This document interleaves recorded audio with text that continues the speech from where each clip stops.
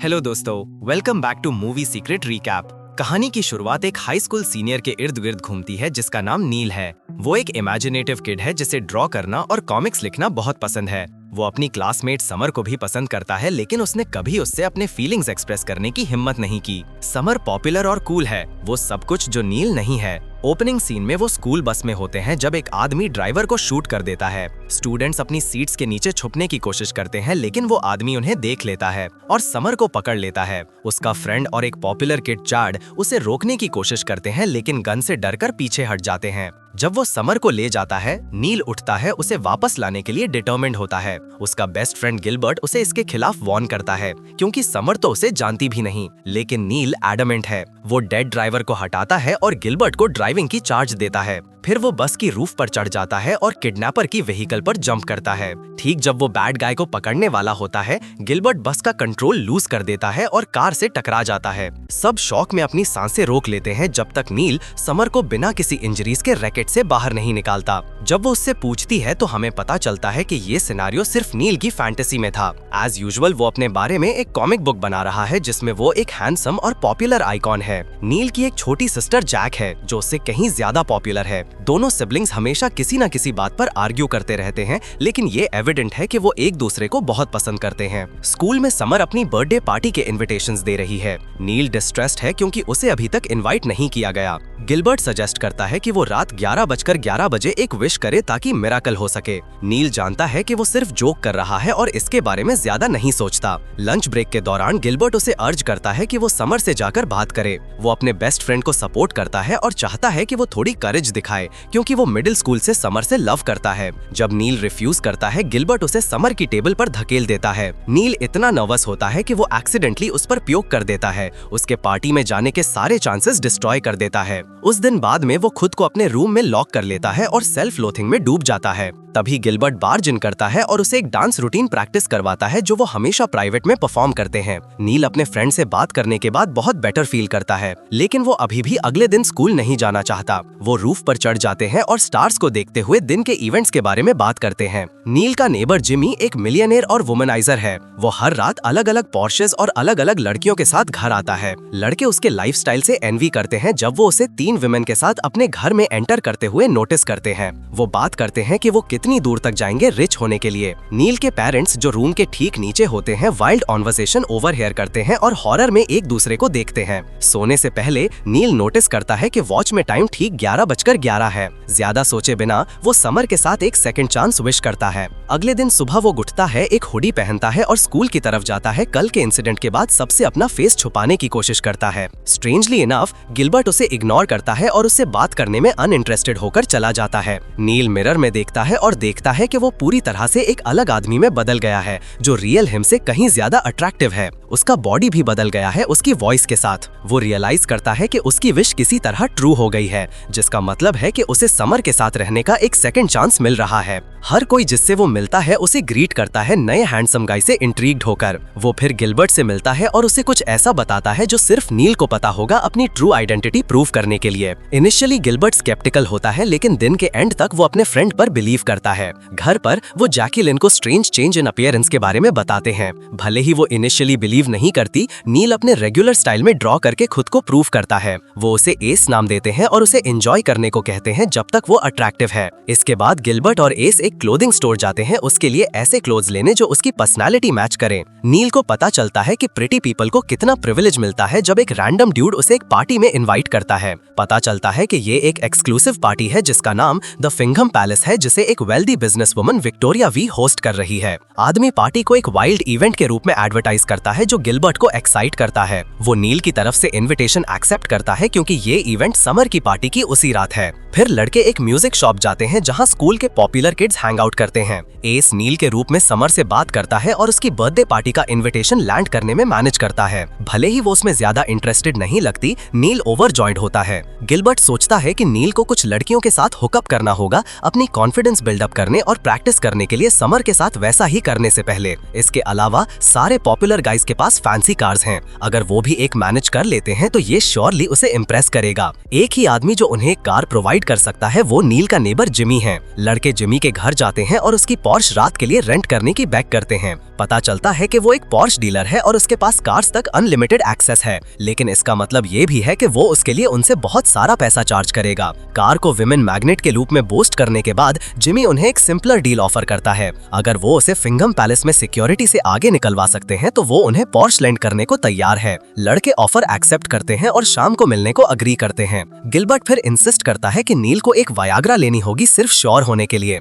आखिर ये पहली हाई स्कूल पार्टी है जहां वो जा रहे हैं और समर वहां होगी। पिल्स लेने के लिए गिलबर्ट अपने इंटरनेट फ्रेंड जे सिजल से कांटेक्ट करता है और उसके घर जाता है। पता चलता है कि वो एक मिडिल एज्ड मैन है जिसकी कोरियन वाइफ है। पिल के बदले वो एक फेवर मांगता है और लड़कों को उसे और उसकी वाइफ मेक लव करते हुए मजबूर करता है। स्ट्रेंज इनकाउंटर के बाद लड़के प्रॉमिस करते हैं कि वो इसके बारे में कभी बात नहीं करेंगे। वो एक मार्ट में जिमी का इंतजार करते हैं। उनकी सरप्राइज के लिए जिमी एक स्की मास्क और गन के साथ आता है, जगह को रॉब करने के लिए तैयार। हीट ऑफ द मोमेंट में लड़के उसके अकम्प्लिस के रूप में एक्ट करते हैं, इससे पहले कि ओनर एक गन निकाले और उन पर फायर करे। जगह केओस में बदल जाती है, लेकिन ग्रुप पुलिस के आने से पहले दौड़ने में मैनेज करता है। जब सब कुछ काम डाउन होता है, जिमी क्लेम करता है कि उसने जगह को सिर्फ फन के लिए रॉब किया था। गिलबर्ट और नील में आर्ग्यूमेंट हो जाती है क्योंकि नील सोचता है कि सब कुछ गलत गिलबर्ट की वजह से हो रहा है। वो गिलबर्ट को इस बात के लिए भी ब्लेम करता है कि वो वजह था जिसकी वजह से उसने समर पर प्रयोग किया था। अल्टरकेशन के बाद लड़के अलग अलग रास्ते चले जाते हैं। नील फिर गैस स्टेशन की तरफ जाता है समर के लिए एक पैक ऑफ चॉकलेट्स खरीदने।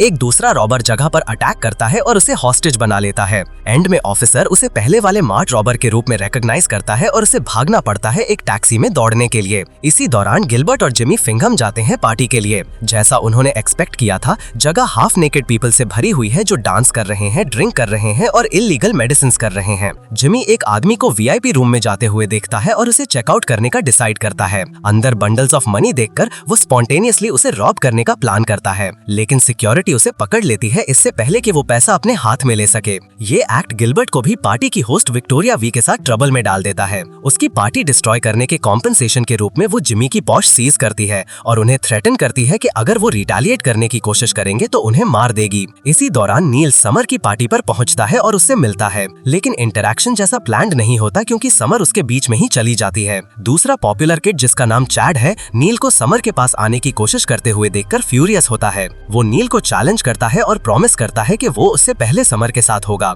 कहीं और किक आउट होने के बाद जिमी अपनी पॉश पीछे छोड़ने से रिफ्यूज करता है। एक सीवर के थ्रू वो एक फेंस्ड ग्राउंड में पहुंचते हैं जहां उनकी पॉशेस हैं। रास्ते में जिमी को एक स्नेक एनकाउंटर होता है, लेकिन उसे काटने से पहले वो जल्दी से उसका सर पकड़ लेता है। जब वो बाहर पहुंचते हैं, गिलबर्ट स्नेक की वजह से पैनिक करता है। ठीक तभी विक्टोरिया वी पार्किंग लॉट में आती है, उन्हें मारने की थ्रेटन करती है। गिलबर्ट उसे एक रॉड से नॉकआउट करता है, फिर जिमी के साथ दौड़ जाता है। घर वापस जाते वक्त जिमी रिवील करता है कि आज उसका 30th बर्थडे है और वो अपने फादर के बेसमेंट में रहता है। पैसा और कार्स सिर्फ एक शो हैं। इन एक्चुअलिटी वो डेट में डूबा हुआ है। लड़के बेसमेंट में उसके रूम में जाते हैं और वीडियो गेम्स खेलते हैं जब तक जिमी का फादर केक के साथ नहीं आता। तीनों कुछ देर तक साथ में हैंग आउट करते हैं, फिर गिलबर्ट नील को याद करता है और कहता है कि ये उसके लिए एक बिग नाइट है। वो पोर्श में बैठते हैं और समर की पार्टी पर उसे सपोर्ट करने जाते हैं। चैड समर को इम्प्रेस करने और प्रूव करने के वो नील से बेटर है, एक डांस ऑफ स्टार्ट करता है। अपनी मीडियोकर परफॉर्मेंस के बाद नील को डांस फ्लोर पर बुलाया जाता है। उसी वक्त गिलबर्ट आता है और उसके साथ ज्वाइन करने का डिसाइड करता है।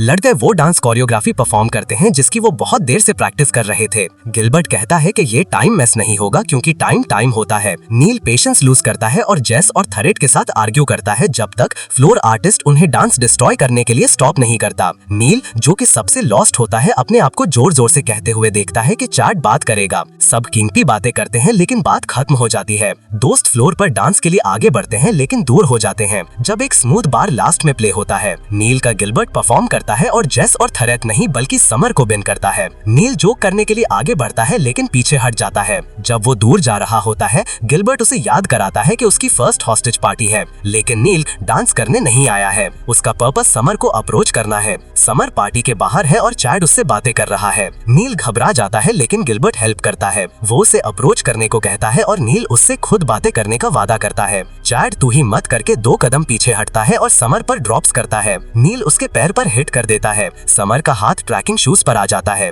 नील ट्रक चिल ऑन राइका कहता है और समर को गुड लक जानवों से कहता है। चैड एक्सप्रेशन मारकर दूर हट जाता है जब वो अपने रैप के डांस पर तवज्जो देता है। नील जैसे ही समर के पास अप्रोच करता है, समर उसके बारे में पूछती है। The fan woman speaks 4 systems और एक तरफ से चली जाती है। नील को बहुत धक्का लगता है और आवाज नहीं होती। गिलबर्ट कहता है कि उसने कम से कम बात तो करना सीखा और जोक थोपता है। नील ब्रेक करने के बाद रूफ पर चढ़ जाते हैं। वो अपने बोर्ड में यादगारों का जिक्र करना चाहते हैं और चैड उसे हेल्प करता है। नील ग्रेटफुल है। वो कहता है कि उसने उससे भी बहुत कुछ सीखा है और चैड को थैंक्स कहता है। वो आगे बढ़ने वाला अपनी आर्टिस्ट बनना चाहता है। चैड समर को पहुंचाने जा रहा है और लड़कियां उसका इंतजार कर रही हैं। नील कहता है कि वो अपने दिन पूरा करना चाहता है। वो रात को फिर मीट करने को कहता है। चैड आगे बढ़ता है और उसे अपॉलॉजीज कहता है। जब वो पार्टी के अंदर जाते हैं, नील लॉस्ट फील करता है और समर को अवॉइड करने की कोशिश करता है। थर्ड पार्टी जाने से पहले वो समर को पकड़ लेता है और समर को सॉरी कहता है। याद है, जिमी का बर्थडे बता रहे हैं। पार्टी बंद हो गई है और नील फील करता है कि उसने नील का सपना तोड़ दिया है। जब वो निकल रहा था, गिलबर्ट कूगर डे हाइप से कहता है।